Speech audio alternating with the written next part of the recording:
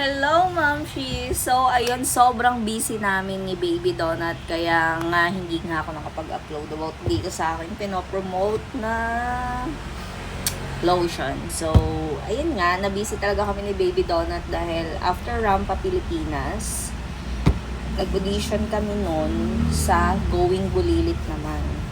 So, grabe, doon na yata yung pinakamalalang na experience namin na audition ni Baby Donut kasi yun yung pinakauna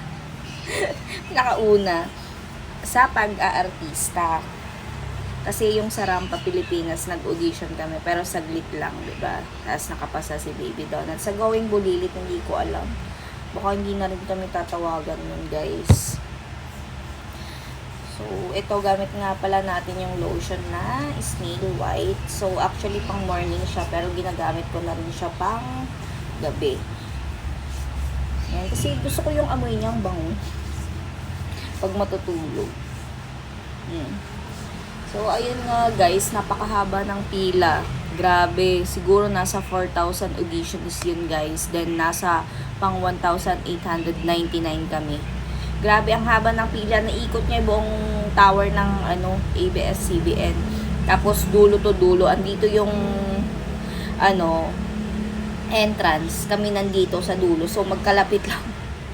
Iikot pa kaming pa ganun, guys. So, buti na lang nung umulan na. Pero, nagpapasok sila, guys. Yung medyo patapos na yung ulan. Kaya talagang nabasa kami ni Baby Donut. Pagdating namin sa bahay, naligo lang kami. Tapos, bagsak kaming dalawa kasi grabe, sobrang pagod. Ang sakit ng paa namin. Tapos, sumasakit na yung ulo namin nun.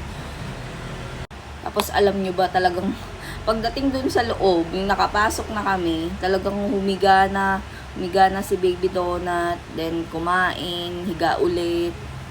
Tapos ako, nag-alis na nga ako ng sandals ko kasi sobrang nangangawit na yung paa ko. Kasi kapag naka-sandals, hindi ako makaupo ng maayos. Ito naman sa collagen. Sa kamay, diba? Dalawa-dalawa talagang lotion.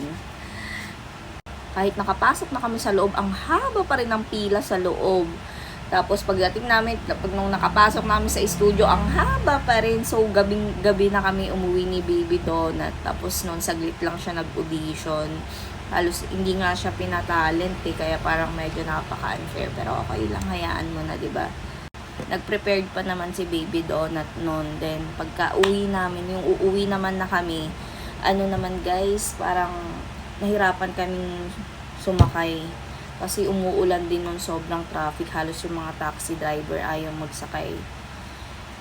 Kaya yung talagang sobrang bagsak yung katawan namin. So, yun pala guys. Kung gusto nyong bumili, ayan, available siya sa atin. I-click nyo lang yan guys. Then, check out. So, bye-bye!